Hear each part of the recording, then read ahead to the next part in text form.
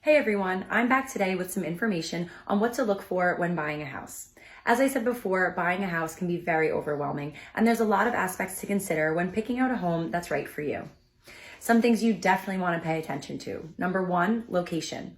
The block you're on, the neighborhood you're in, and you want to consider how far from work and school you are. These things cannot be altered. So if you don't like the area you're in, that's probably not going to change, no matter how many walls you paint or pictures you hang. Number two, your budget and cost of improvements. If you remember from my last video, I said that the best time to buy a house is when it fits into your monthly budget. Shopping out of budget can be the best way for disappointment and unrealistic expectations for what a buyer can truly afford.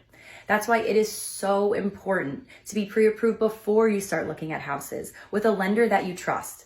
They'll help you figure out what you can honestly afford each month and what money you'll have left over for any needed improvements. Number three, the condition of major systems like your roof or HVAC. It's totally fine if something isn't working or if it needs to be replaced, but it is important to know about these things up front. These items can be time consuming and costly to fix, so you want to make sure you're budgeted for that if necessary.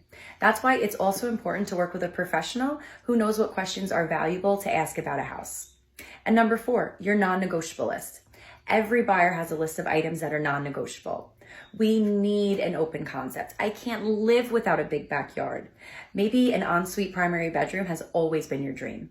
Whatever it is, be upfront and honest with your agent about what those items are. If you know that you're never going to say yes to a house without a basement, then why waste your time? Why waste the agent's time or the seller's?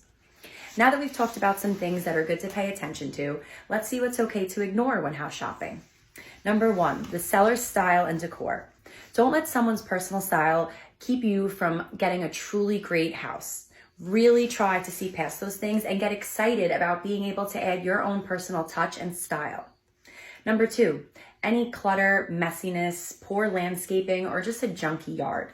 Again, don't let temporary problems create permanent decisions. Most people want to clean out the house and throw in a fresh coat of paint when they move in somewhere anyway.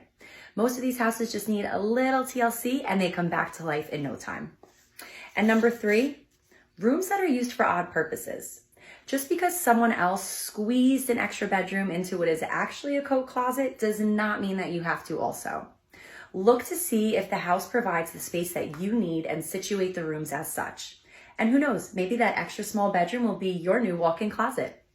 Thanks for watching, and if you or someone you know is looking to buy or sell, give me a call today.